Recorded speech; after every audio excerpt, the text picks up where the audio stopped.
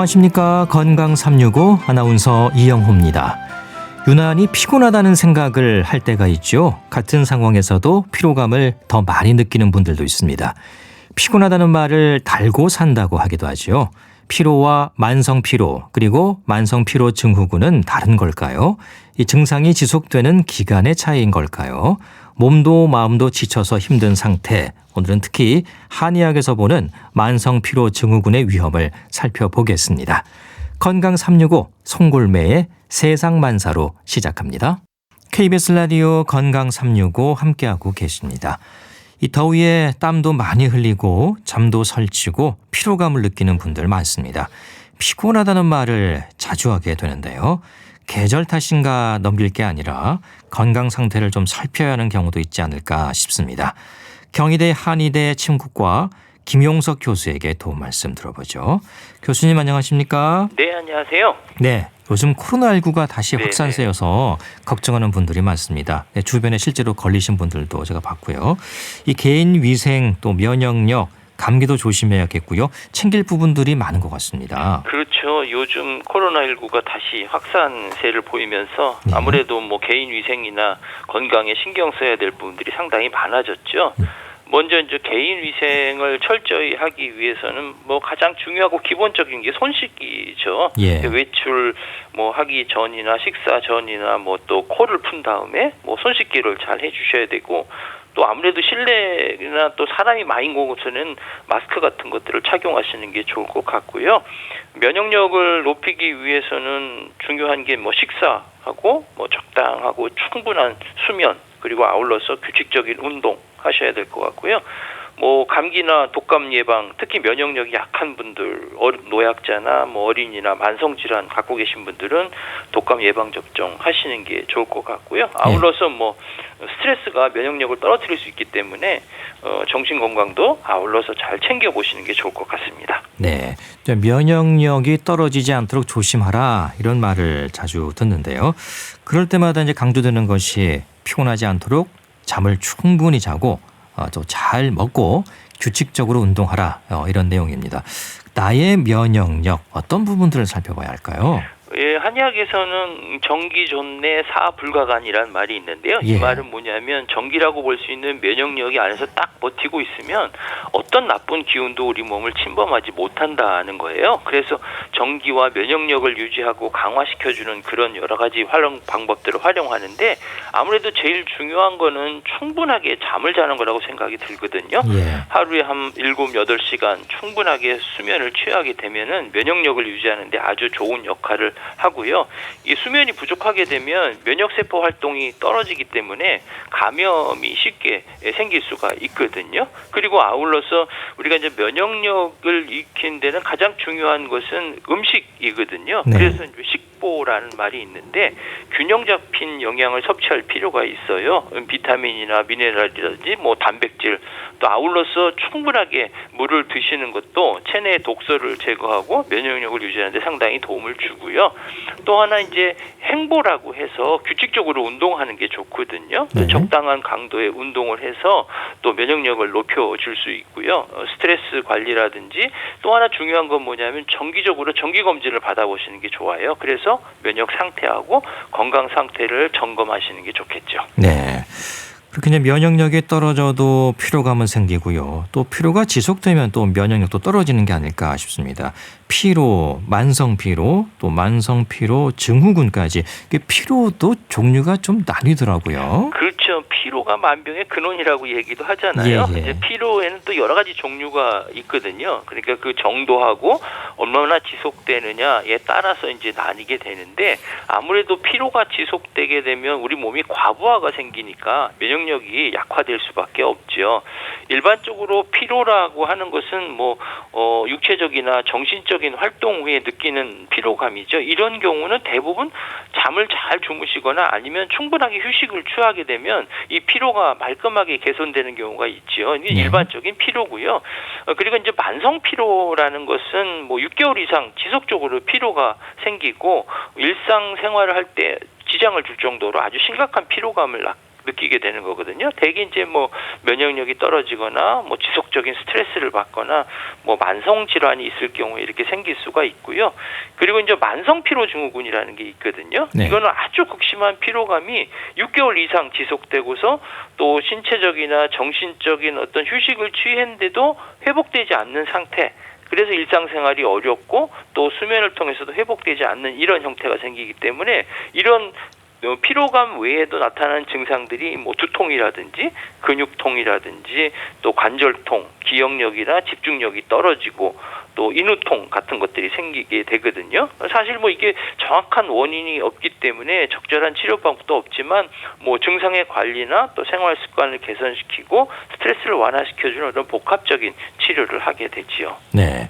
이 피로감에 대해서 설명을 해 주시면 좋을 것 같아요. 이 한의학에서는 어떻게 설명하고 있습니까? 이 피로라는 것은 뭐 정신적인 육체적인 활동이 나타나는 어떻게 보면 전반적인 무력감이라고 볼 수 있겠고요. 예. 그 에너지가 너무 방전된 상태다 이렇게 볼 수가 있어요. 그렇기 때문에 이런 피로감의 원인은 육체적인 활동을 너무 많이 하거나 정신적인 스트레스를 너무 많이 받거나 잠을 충분히 주무시지 못하거나 영양 상태가 부족하게 되면 이런 원인이 생길 수 있거든요. 네. 이건 이제 한의학에서는 허증이다라고 얘기를 해요. 헛다라는 것은 뭐냐면 부족하다는 거거든요. 또는 기능이 떨어졌다. 결국은 양적으로나 질적으로나 부족한 상태를 말하는 거거든요. 이제 신체의 기운이 부족해서 이런 기나 혈이나 진액이 등 우리 몸을 구성하는 물질 자체가 부족하거나 기능이 잘 못해서 여러 가지 문제를 생길 수 있다라고 보기 때문에 피로를 단순히 어떤 신체적인 정신적인 문제로만 보지 않고 몸의 전체적인 균형이 깨진 상태다 이렇게 볼 수가 있는 거지요. 예. 피로, 만성 피로, 그리고 이제 만성 피로 증후군으로 이어지는 게 문제가 되는 걸까요?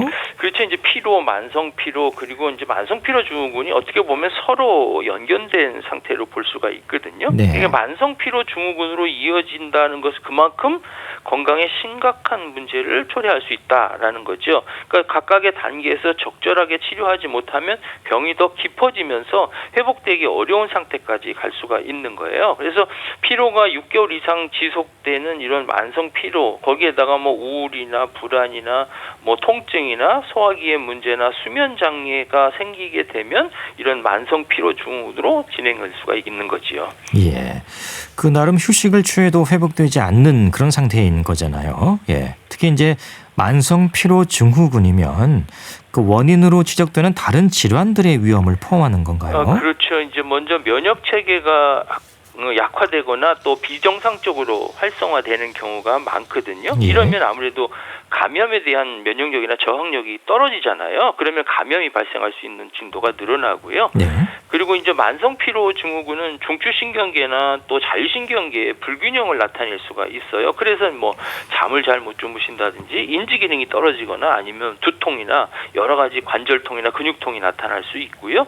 또 이제 스트레스 호르몬이 불균형이 되게 되면 이런 만성 피로 증후군과 연관이 되기 때문에 어떤 내부물 계통의 이상에도 관련이 있고요. 기타 뭐 다른 만성 질환을 우리가 잘 알고 뭐 당뇨병이라든지 갑성성 기능 저하증 이런 것들도 위험을 나타낼 수가 있는 거죠. 네. 이 만성 피로 증후군에 시달리는 분들은 이유 없이 이상하게 피곤하다 이런 말을 하더라고요. 그 뭔가 이제 몸의 변화를 스스로 느낀다는 건데 주로 어떤 표현을 많이 하시나요? 예, 만성 피로 증후군을 겪는 분들은 뭐 자신에게 일어나는 어떤 피로감 그리고 뭐 관련된 독특한 느낌이나 변화에 대해서 여러 가지 표현을 하시거든요. 단순한 피로감과는 다른 어떤 일반적인 피로와는 질적으로 다른 이런 피로감을 경험하기 때문에 그런 것 같은데요. 예. 되게 이제 극심한 피로감을 느끼죠. 끝도 없이 막 지쳐요. 아무리 자도 뭐 피곤이 잘 안 풀려요. 하루 종일 누워 있는데도 도저히 회복이 되지 않아요. 뭐 잠을 깨도 여전히 피곤해요. 오히려 더 피곤한 것 같아요. 이렇게 말씀하시는 분도 있고요. 이런 피로감 때문에 하나도 일을 못 하겠어요. 또 친구를 만나거나 일하는 것도 힘들어요. 말하기도 힘들어요. 이렇게 하시는 분도 계시고요. 예. 또 어떤 분들은 뭐 하든지 집중이 안 되고 안개처럼 머리가 뭐 띵한 것 같고 기억력이 심하게 떨어졌어요. 뭐 이렇게 표현들을 조금 많이 하시는 것 같습니다. 네. 이 갑상선에 이상이 있는지 살펴보라는 말부터 뭐 콩팥, 빈혈, 뭐 영양 상태, 병적으로 검사가 필요한 부분도 있을 텐데요. 그 만성 피로 증후군의 원인으로 가장 우선되는 부분은 뭘까요? 아무래도 이제 호르몬이나 내분비계통의 불균형이 될 수 있거든요. 예. 이런 호르몬의 불균형, 예를 들면 갑상선에 문제가 생기거나 또 만성 스트레스와 관련된 뭐 스트레스 호르몬이 불균형이거나 뭐 부신 자체의 기능의 문제로서 이 호르몬 자체에 문제가 생기면 이런 피로감이 발생할 수 있거든요. 그렇기 때문에 이런 경우는 뭐 갑상선 기능 검사이나 뭐 부신의 어떤 기능 검사들을 통해서 호르몬 상태를 점검할 필요가 있고요. 또 만성 피로 증후군은 다른 어떤 기저질환하고 동반될 수가 있거든요. 피로의 원인이 여러 가지 있기 때문에 예를 들면 뭐 빈혈이라든지 만성 콩팥에 어떤 문제가 있다든지 영양이 결핍된다든지 이래도 이제 피로감을 느낄 수 있기 때문에 이런 경우도 마찬가지로 뭐 혈액 검사나 신장 기능 검사나 영양 상태를 평가해서 그런 질환이 있는지 없는지를 확인해 볼 필요는 있는 거죠. 네. 그 심리적인 부분, 뭐 스트레스도 한 몫을 하지 않을까 싶은데요. 그렇죠. 뭐 스트레스도 또 만병의 근원이라고 얘기하잖아요. 예. 지속적인 스트레스가 되게 되면 우리 몸 자체에 대해서 뭐 자율신경계하고 내부분계를 과도하게 활성화하게 시키거든요. 긴장하게 만들어준단 말이에요. 그렇게 스트레스 호르몬 분비가 장기적으로 변화되면 이런 만성 피로증후군의 발병하고 증상을 또 악화하게 되고요. 이렇게 만성적인 스트레스가 가해되면 일단은 면역력이 떨어지거든요. 그러면 신경계 기능이 이상이 생기고 에너지 대사가 방해되니까 이게 계속 축적이 되면 오히려 피로감이 더 심해지는 현상이 생기고요. 또 심리적으로 이런 만성 피로증후군 환자들을 보면 대부분 우울증이나 불안 같은 증상들을 동반하는 경우가 상당히 많거든요. 예. 사실 이제 우울증 하면 많이 무기력해지기 때문에 에너지 어떤 기운이 떨어지고 피로감이 더 높아지게 되겠고요. 불안 같은 경우는 이제 스트레스 반응을 과도하게 유발하기 때문에 신체적이나 정신적인 피로를 더 악화될 수가 있고요. 또 이제 스트레스로 발생한 어떤 부정적인 생각이 자꾸 들거든요. 나쁜 생각만 드는 거예요. 있지도 않는데 이런 상황이 더욱더 피로감을 만들어 버릴 수가 있거든요. 그러면 일상생활을 제대로 하기도 어렵지요. 그러면 또 스트레스가 더 진하니까 계속해서 악순환을 겪게 되는 겁니다. 예. 특별한 원인이 없는 만성 피로 증후군도 있을까요? 뭐 원래 기력이 없다, 뭐 체질적으로 쉽게 피로해진다 그런 말도 하잖아요. 그렇죠. 이제 특발성 만성 피로 증후군이라는 있는데 이게 예. 바로 이제 원인이 특별하게 밝혀지지 않는 거죠. 검사를 했는데 아무 이상이 없다 이런 거죠. 그런데 지속적으로 피로감을 겪는 경우가 바로 이제 특발성 만성 피로 증후군이라고 볼 수가 있겠지요. 사실 이런 경우는 종종 피로감 외에 다른 특별한 증상이나 이상이 발견되지 않기 때문에 검사상의 이상이 없으니까 환자분은 더 답답한 이런 상태가 되겠고요. 또 기력이나 체질적인 요인도 만성 피로와 또 관련이 있거든요. 일부 어떤 분들 같은 경우는 뭐 체질적으로 나는 기력이 약하니까 쉽게 피로를 느끼는 경향이 있다 이렇게 얘기하시는 분도 있고요. 대개 이런 분들을 보면 스트레스나 어떤 수면 부족하거나 영양 결핍이 상태가 되게 되면 이런 증상이 더 민감하게 보는 수가 있거든요. 그러면 만성 피로 증후군으로 이제 이행되는 경우가 많죠.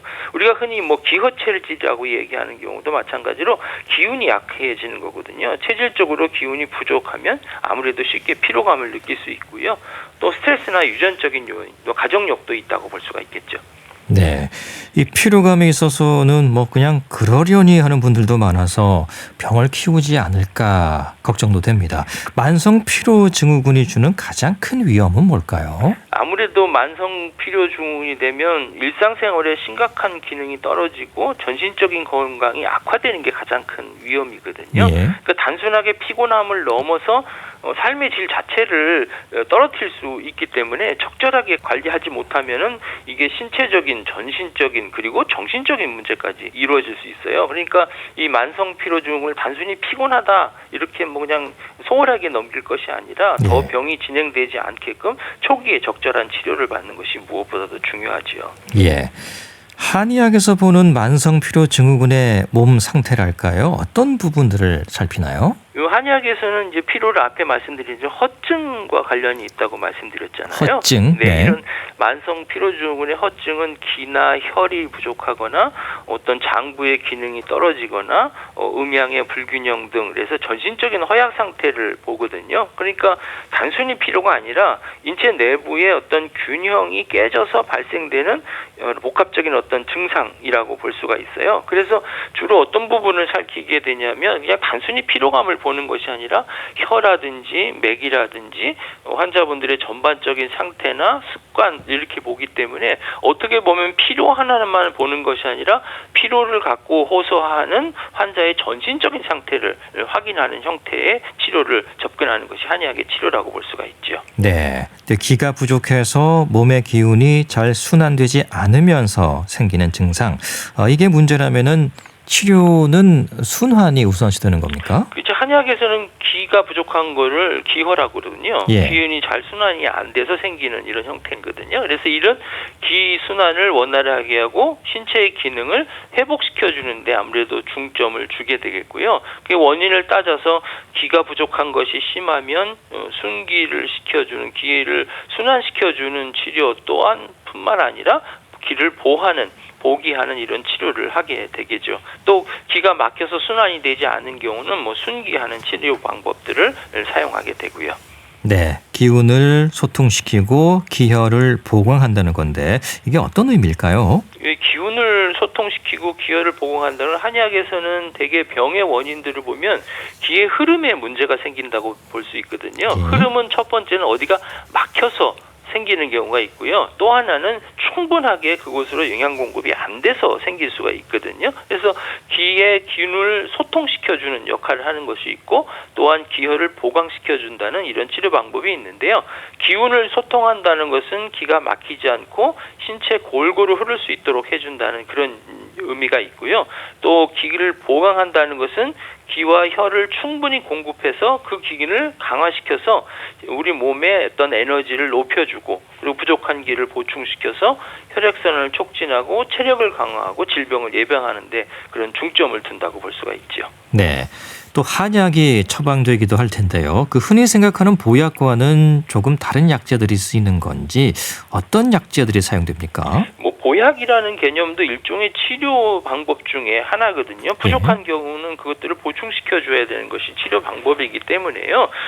또 한약은 대개 이제 환자분들의 체질이나 상태에 따라서 다양하게 나타나거든요.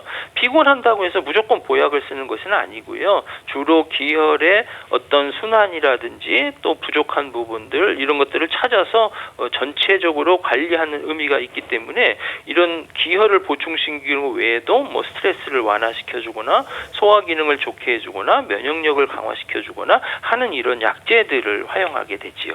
네, 그 상태에 따라 달라지는 거고요. 온담탕, 귀비탕, 황기인삼탕 이런 게 처방되는 걸로 알고 있습니다. 각각 어떤 역할을 하는 걸까요? 한약에서 쓰는 처방되는 한약은 대개 이제 환자분들의 상태와 증상에 따라서 이게 조합을 하게 되거든요. 그래서 증상이나 체질을 상당히 중요하기 때문에 온담탕, 귀비탕, 황기인삼탕 이런 것들을 우리가 이제 만성 피로증에 쓰지만 이 모든 사람에 적용되는 것은 아니고요.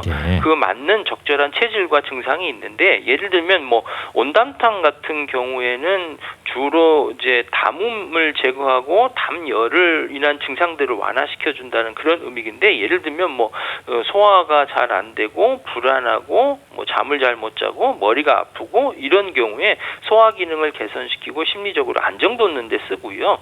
귀비탕 같은 경우는 기혈을 보충시켜주고 우리 몸의 마음과 어떤 순환들의 허약한 것들을 치료하는 이런 형태가 되겠고요. 황기인삼탕 같은 경우는 기를 보충시키고 소화기 기능을 강화시켜서 전반적인 체력을 높여주는데 쓰는 그런 기혈의 대표적인 처방이라고 볼 수가 있죠. 네, 그 피로의 상태나 또 증상에 따라서 처방되는 약재가 다르겠네요. 예. 네, 네. 침 치료는 어떻습니까? 침 치료는 이런 만성 피로증과 같은 만성적인 피로 상태를 관리하는데 매우 효과적인 한의학적인 치료 방법 중에 하나거든요.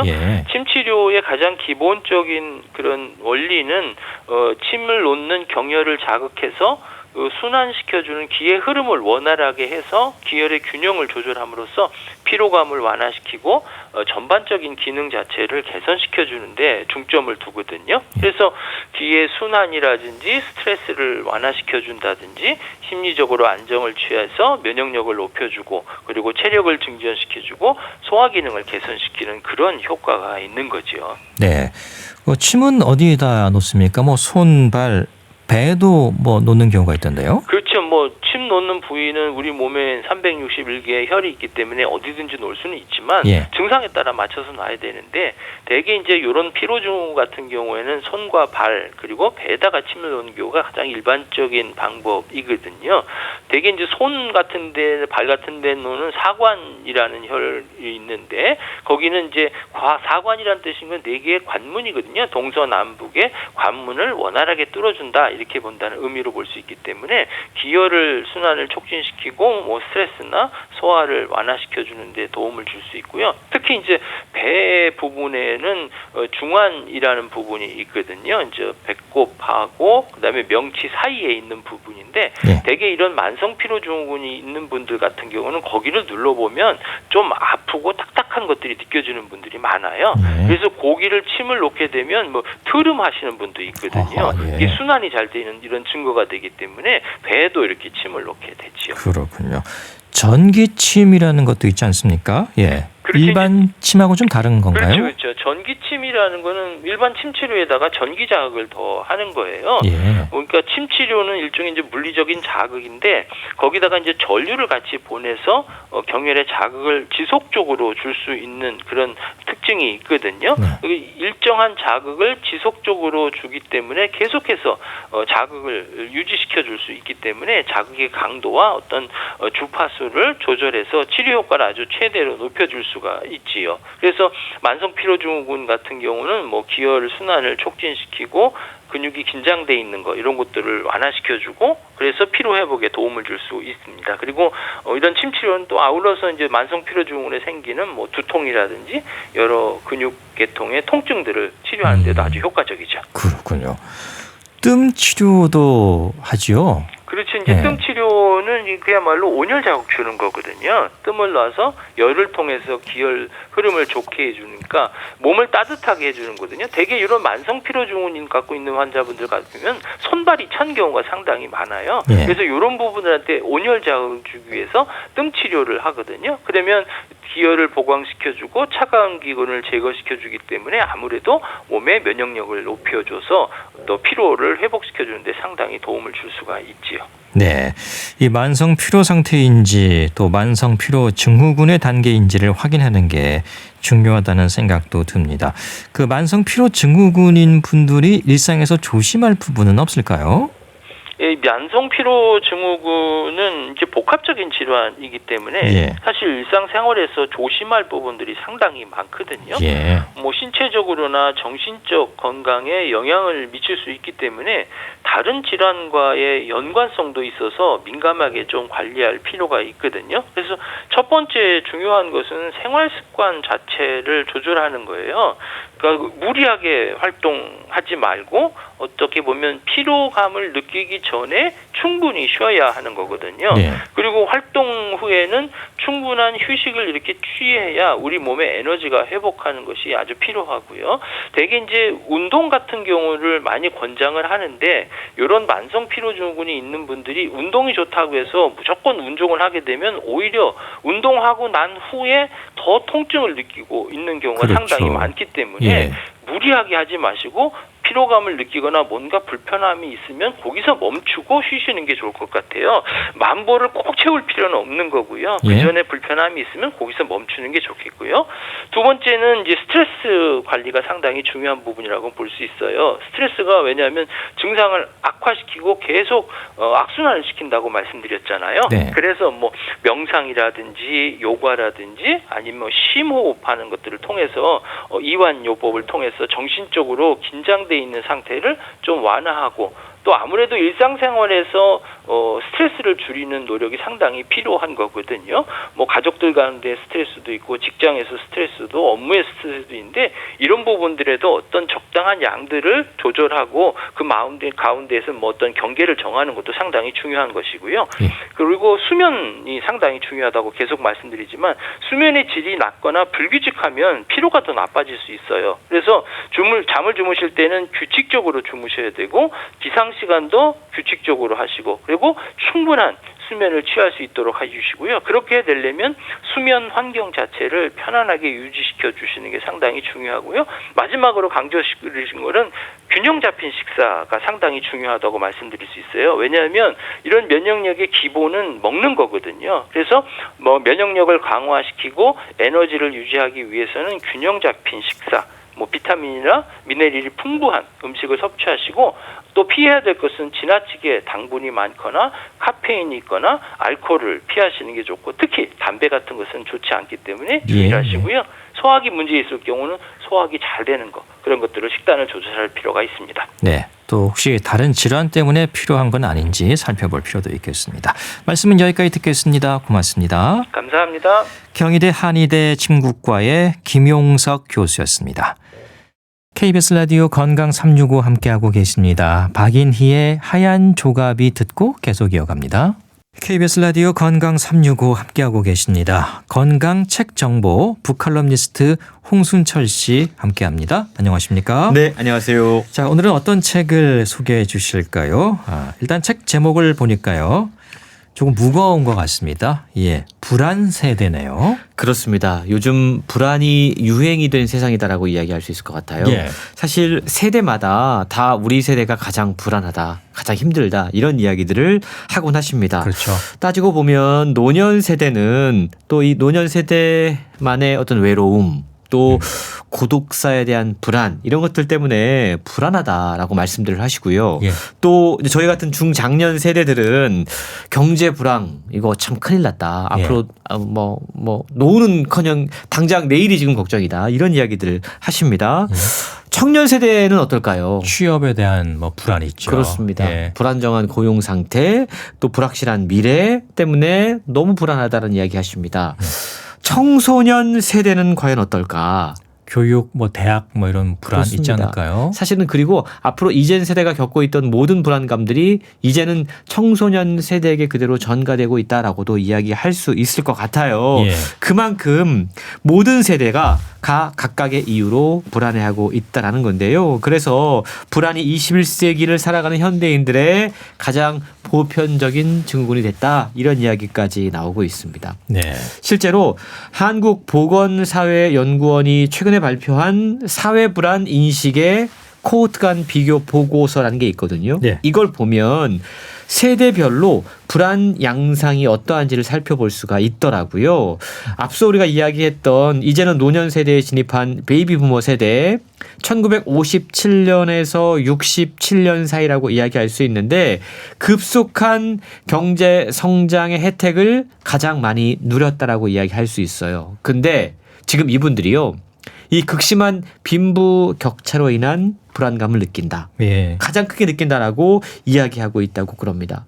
뿐만 아니고 지금 사회적 중추 역할을 하고 있는 30대와 40대 이분들은 외환위기 때문에 한번 거리로 내몰린 경험이 있다 보니까 지금 여러 가지 위기 상황에서 정부가 과연 이런 상황들을 잘 대처하고 있는가 이거에 대한 불안감이 있다. 위기관리 불안에 대해서 호소하고 있다고 그래요. 노동시장의 진입 시점에 외환위기 또 작년기의 금융위기를 맞아서 직접적으로 경제적인 어려움을 경험했던 1968년생들과 75년생들 예. 이분들 역시 내가 언제 일자리에서 밀려날지 모른다. 이런 불안감을 안고 있다고 그럽니다. 외환, 금융위기 이런 시스템을 목도했던 1970년대 중반의 이전 세대, 출생 세대들은 위험 관리 그리고 또 이 전체적인 어떤 거버넌스에 대한 불안을 느낀다라고 이야기했다고 그러는데요. 흥미로운 점은 1976년 이후에 태어난 분들입니다. 이분들은 그냥 삶 자체가 불안이다. 늘 불안을 느낀다. 생활 속에 불안을 느낀다라고 답을 해서 예. 불안이 얼마만큼 우리의 삶을 위협하고 있는지를 이 비교 보고서를 통해서도 확인할 수가 있었습니다. 네, 뭐 나이와 상관없이 모두가 나름의 이유를 가지고 불안을 느끼는 것 같습니다. 예. 전 세대가 불안 세대라는 건데 이게 우리나라만의 문제가 아니고 전 세계적으로 봐도 그렇다면서요. 그렇습니다. 예. 사실 불안이란 감정은 우리가 긍정적으로 해석할 수 있는 부분이 있어요. 이건 위기가 올 수 있으니까 대비하라라는 긍정적인 시그널로 받아들일 수 있는 거거든요. 우리가 예. 그럴 때 불안감을 느낍니다. 그런데 이 불안이 일종의 만성화되고 항상 우리의 삶을 짓누르고 있다면 이건 우리의 삶을 위협하는 요소가 된다라고 이야기할 수 있다라는 거죠. 예.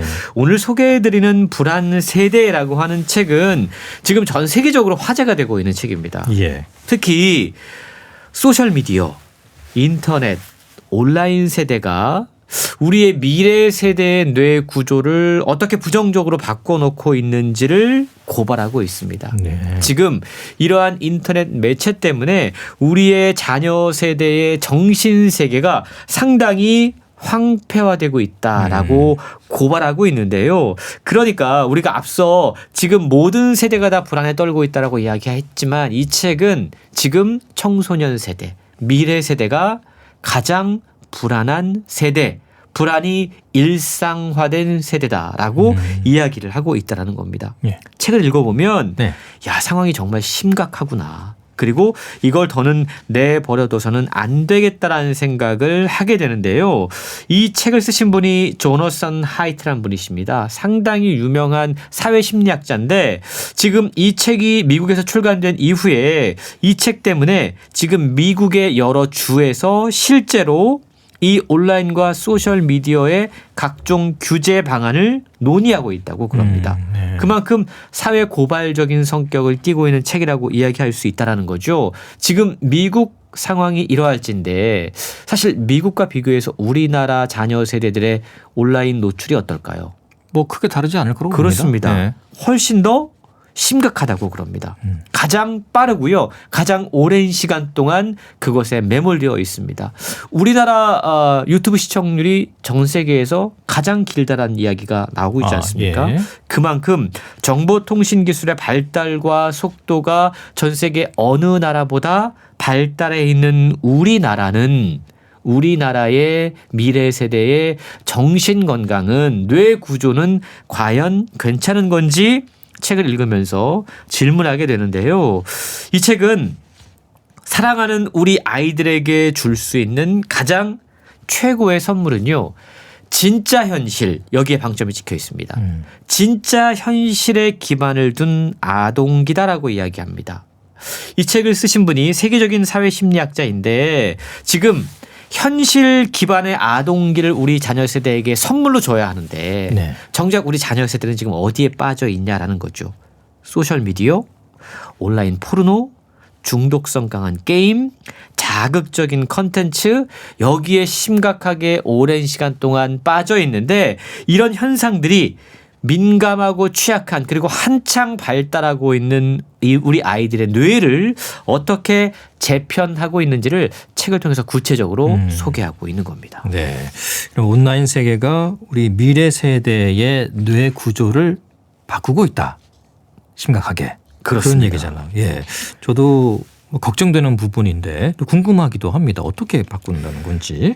일단 구체적인 지표를 좀 소개해 드릴게요. 예. 실제로 미국에서 10대 우울증이 2.5배 증가하고 있고요.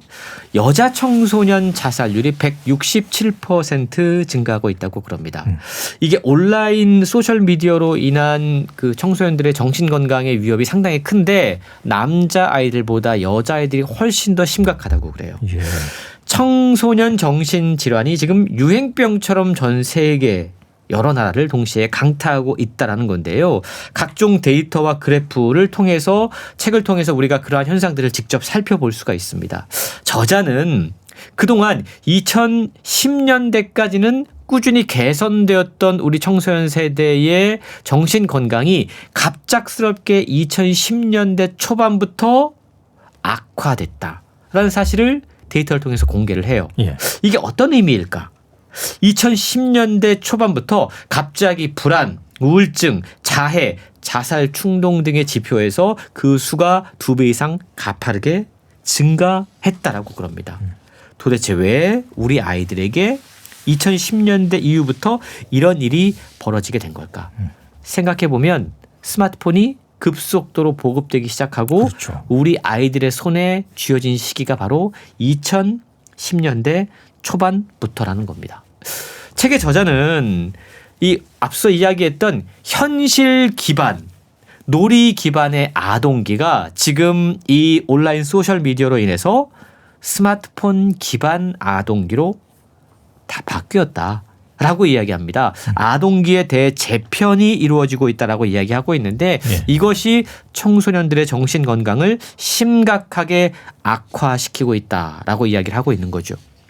우리가 어릴 때는 어떻게 시간을 보냈는지 한번 생각해 볼 필요가 있을 것 같아요. 예. 우린 밖에 나가서 뛰어놀았거든요. 그렇죠. 예. 현실 기반에서 아이들과 친구를 사귀고 만나고 이런 과정들이 사실은 아이들에게 주어진 자유 시간을 현실 세계에서 친구들과 보내면서 놀이를 하면서 시간을 보냈습니다. 근데 이런 놀이 기반의 아동기가 상당히 중요한 이유가 특히 포유류에게 이 놀이는요. 뇌의 회로를 연결하는 상당히 중요한 작업이라고 그럽니다. 그리고 어른으로서 살아가기 위해서 반드시 필요한 관계의 기술들을 익힐 수 있는 너무나 중요한 시기 활동이라는 거죠. 그게 놀이라는 겁니다.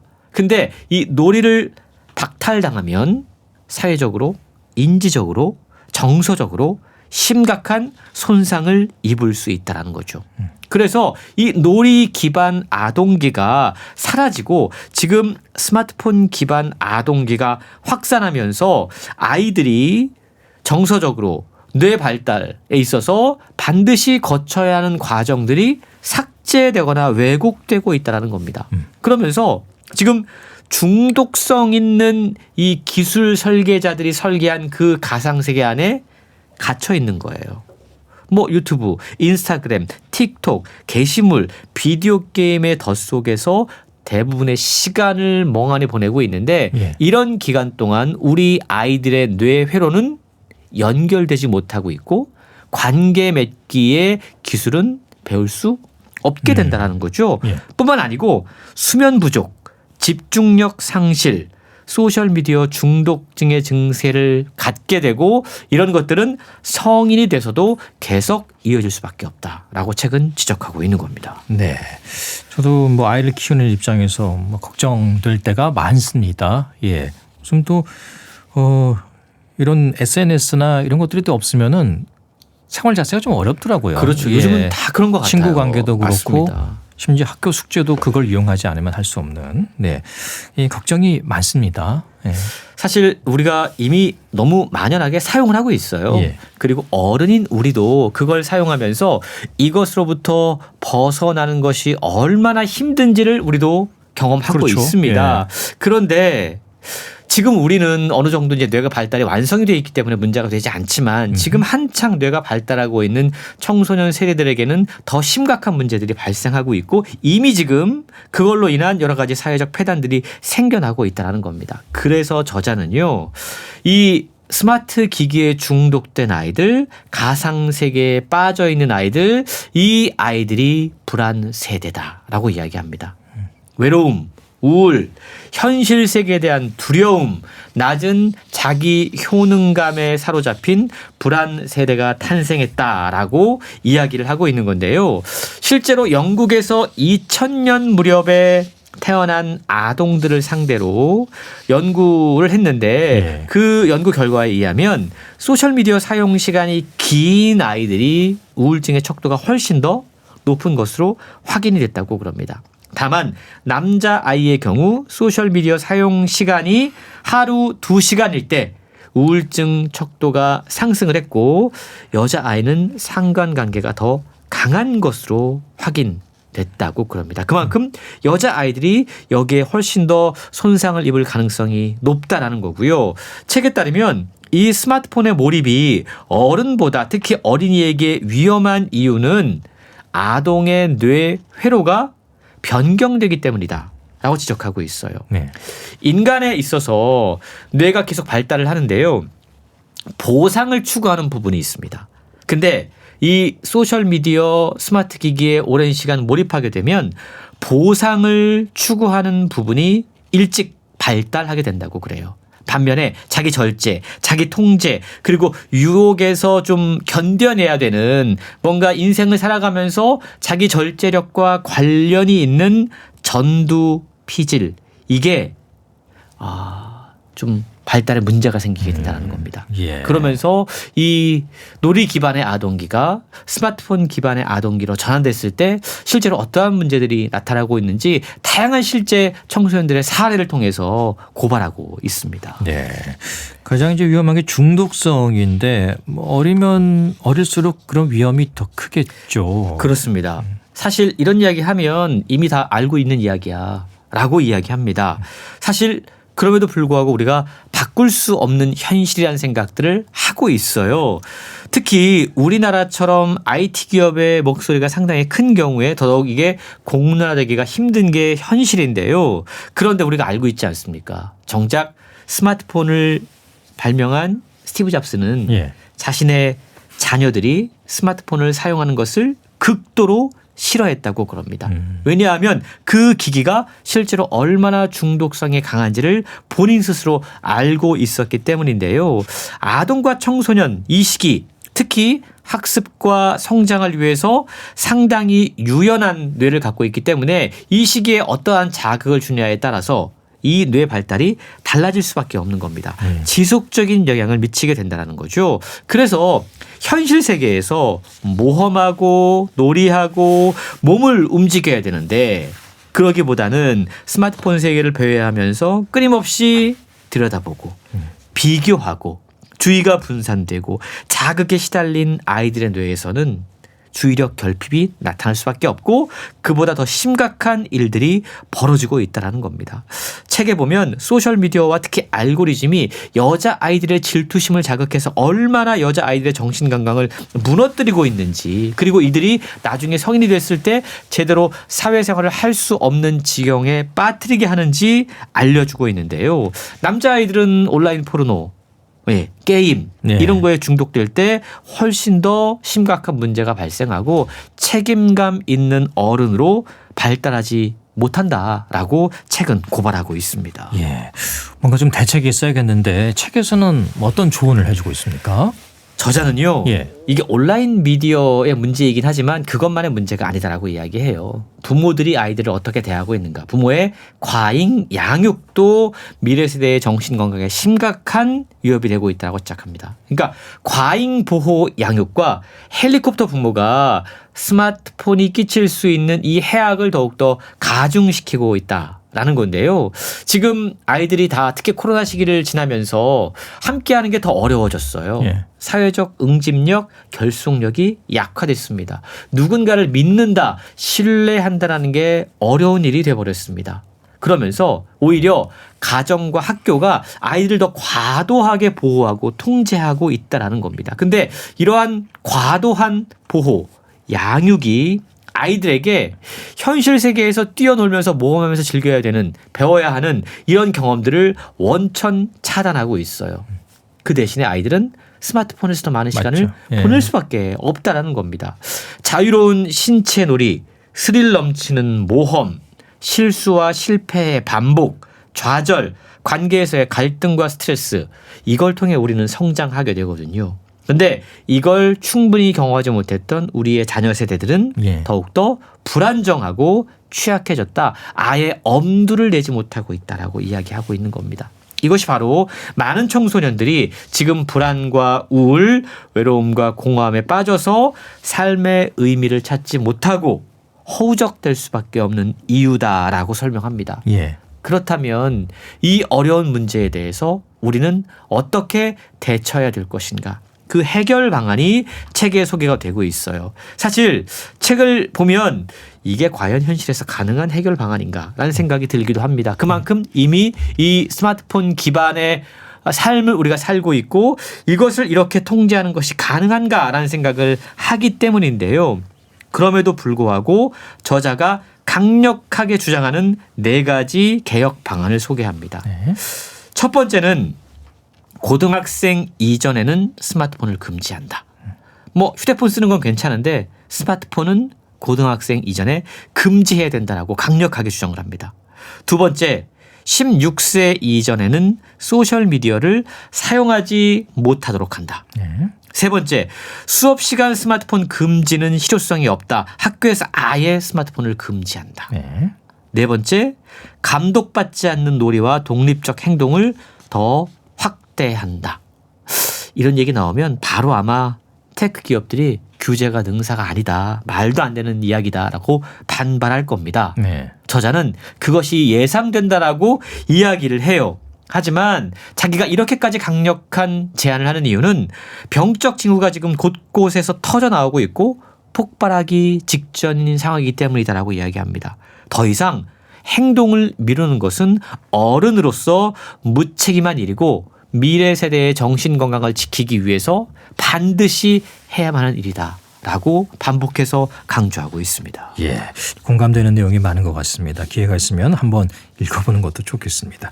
불안세대 책 오늘 내용 잘 들었습니다. 북칼럼니스트 홍순철 씨였습니다. 고맙습니다. 고맙습니다.